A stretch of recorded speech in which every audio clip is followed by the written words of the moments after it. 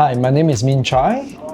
I'm the co-founder of Tokyo Lamington and also the new Australia Street Sandwich. I'm also the alumni of UTS. I've done my Bachelor of Business and Master of Business years ago. It's a long time, you have to remember that title. Oh, look. I'm like Master Wu Gui, Yeah. You don't know my age, but I'm very old. Thanks for inviting us to Tokyo Lamington. Obviously, Welcome, we have the welcome. Lamingtons right Yes. here. We've got the fairy bread and the OG. So happy World Chocolate Day! Yes, World Chocolate Day, 7th of July. Yeah. So, it's usually a big time on the calendar for us. Both 7th of July being Chocolate Day and 21st of July being Lamington Day. Yeah. Lamington Day. So it's exciting. Yeah. You know, lots to eat. I'm a big sweet fiend. Oh, so me too. I love my chocolates. Yeah. So I want to know about the story behind Tokyo Lamington. Like, tell me the nitty gritty. Oh my God. Okay. Ooh, where do I start? Basically, long story short, my business partner and I, we were like chatting, talking about absolutely nothing. And then we just go like, wouldn't it be funny if we sell lamingtons to Japanese, like in Tokyo? Because we have a cafe in Tokyo back then, and lamingtons were doing quite well. So we have this silly idea of opening up a lamington shop in Tokyo, hence the name Tokyo Lamington. Yeah. But that time, COVID happened, so we couldn't stay in the country. We came back to Sydney. Now, both of us had nothing to do because of all the business and lockdowns.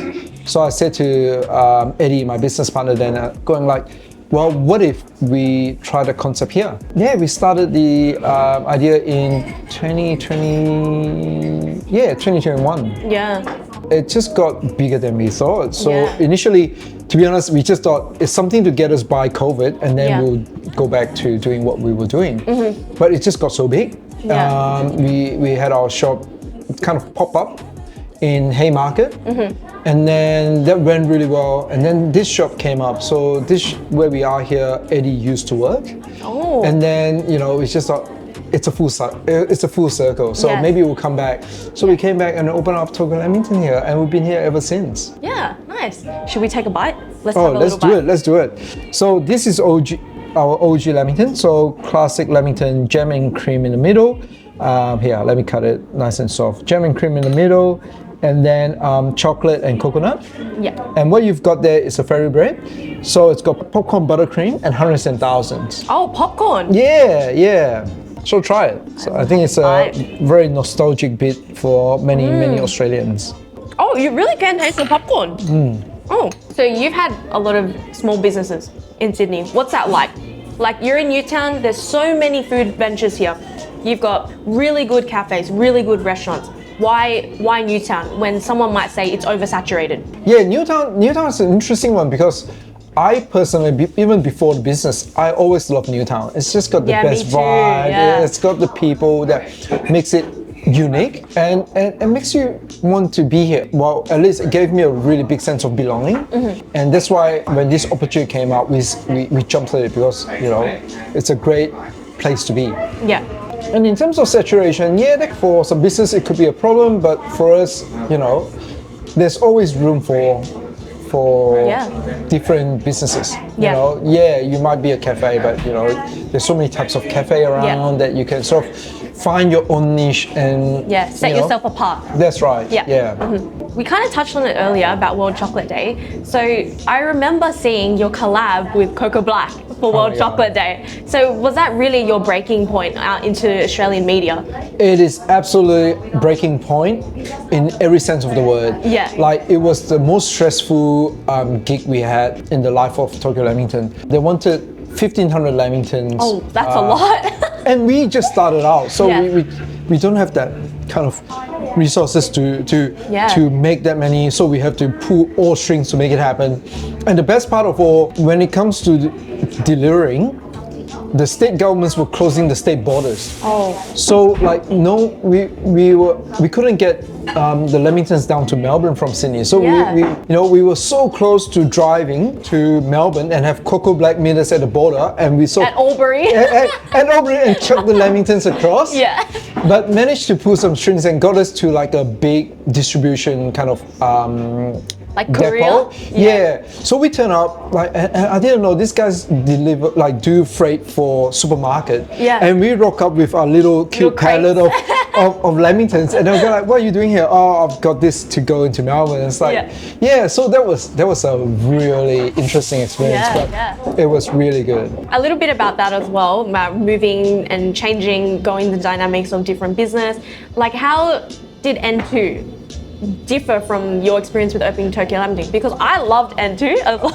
I'm a major fan. I used to line up at Haymarket for it. Oh my god. So, that N2 has a story different from Tokyo Lamington. The reason why I started N2 was, I think right after my uni, after UTS, I got a job in an accounting office.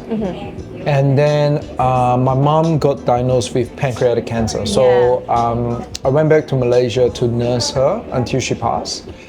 And again, I wouldn't change that for the world. It was the most amazing experience. And one day after chemo, one of our favorite things to do is walk the mall, because it's air conditioned, it's pleasant. So mom and I, we will go for a walk. And then we saw an ice cream shop, and back then I love ice cream. So I said to my mom, wouldn't it be funny if I opened an ice cream shop? And my mom said to me, I think you would do a good ice cream shop. And that stuck to me. She was right. That stuck to me. So after she passed, I came back to Australia. Life is so short. Let's do something that I'm passionate in. And that's when I sort of started the path of opening an ice cream shop. So I went to courses. I learned from Nick Palumbo from Messina and all that. And then in 2012, about 6 months later, I opened up. N2 was kind of accident, because when I was opening N2, I was opening a normal ice cream shop. And then my architect back then suggested, "Hey, I've seen this recently. Have you thought about this?" I was like, "Oh my God." Yeah, using nitrogen. Nitrogen? Yeah. Oh my God, let's do it. Let's try it. So I did a lot of trial and error and all that. And then that's when N2 opened up. And again, same. It wasn't easy. Like, it was kind of like tough, because I was still very young. And it was your first business. First business, didn't have much money. So I asking around for loan and money, and it wasn't easy, because I'm asking someone to sort of support, like to invest in me opening an ice cream shop, even though I've never done one before. I've never owned one, and never worked in one. Yeah. But luckily back then, my partner sort of go like, I believe in you and your idea. So funded me, took a loan. Yeah. And N2 went way bigger than I thought. Again, in my head, I had this little ice cream shop retirement business is what I had in my head. But then it just became like a cult icon. Yeah, it had a cult following, and I was a follower. oh my God, yes. Going back to what you asked about the difference between, say, Tokyo Lamington and N2, I was very young back then. I was fearless. I was like, I can take on the world. Yeah. And I think it gave us a lot of energy and plus I've got a lot of energy to drive it forward in ways that was very fitting to my beliefs and will.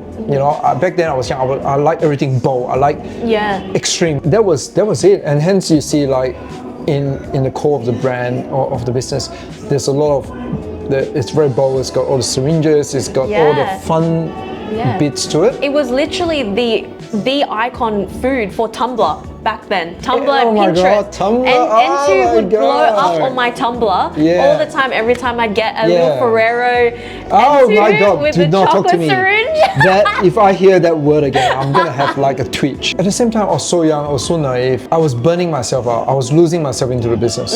I opened my second shop within a year, 4 shops within 2 years, and this is all by myself. Also with a business partner. Then we were taking on a lot, but then I didn't care. I just went for it. Yeah, feels like you knew that when expanding too quickly and too much, it kind of takes away from why you started it. Yeah. So like with Tokyo Lamington, you keep it small, keep it tight and intimate. Yeah. Keep it in a way. Keep it true to myself. Yes. But as I grow older, my beliefs start to change. I didn't quite believe. Like, I started to have issues with the syringes.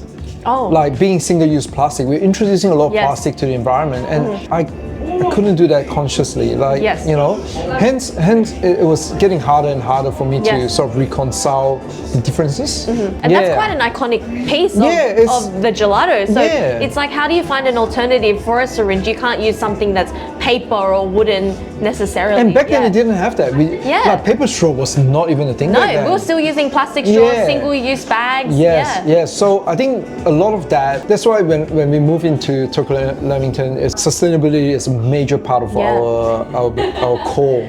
So, you know, all our packaging are I noticed it says please recycle on it. Recyclable, compostable, there's no plastic lining in it. Second time around, and I want to do it the right way, the way that would leave the world a better place than how we find it. Yeah. So everything is so creative about you. I know you don't want to talk about it, so I feel like your love for ice cream is still here with Everyday Creamery. What was the story behind that? Well, I was just craving good ice cream.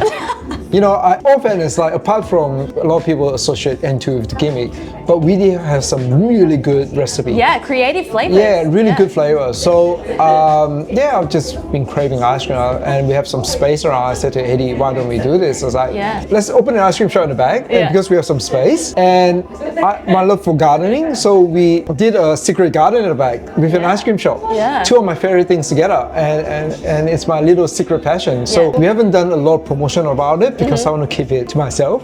Well, you're the first to hear about it. No, you're not the first, but you know, you never heard it. Doesn't exist. Well, thank you so much for meeting with us and having a little bite. Thank you.